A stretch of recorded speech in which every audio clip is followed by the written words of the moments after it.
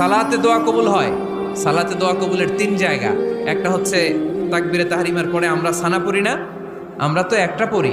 আল্লাহর হাবিব সুন্নাহ এবং নফল নামাজে আরো পড়তেন সানা, ওই দোয়া কবুল হয়। 2 নম্বর জায়গা সালাতে সেজদায় পড়ে দোয়া করলে কবুল হয়।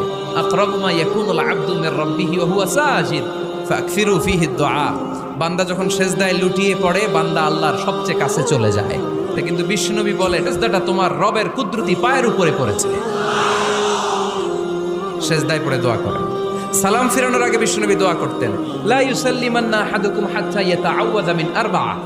আল্লাহর হাবিব বললেন 4 জিনিস থেকে পানাহ না আছে আমার কোন উম্মত যেন সালাম না ফিরায়। তারা যেন পড়ে আল্লাহুম্মা ইন্নী আউযু বিকা মিন আযাবিল কবর, আউযু বিকা মিন আযাবি জাহান্নাম, আউযু বিকা মিন ফিতনাতিল মাহইয়া ওয়াল মামাত, আউযু বিকা মিন ফিতনাতিল মাসিহিদ দাজ্জাল।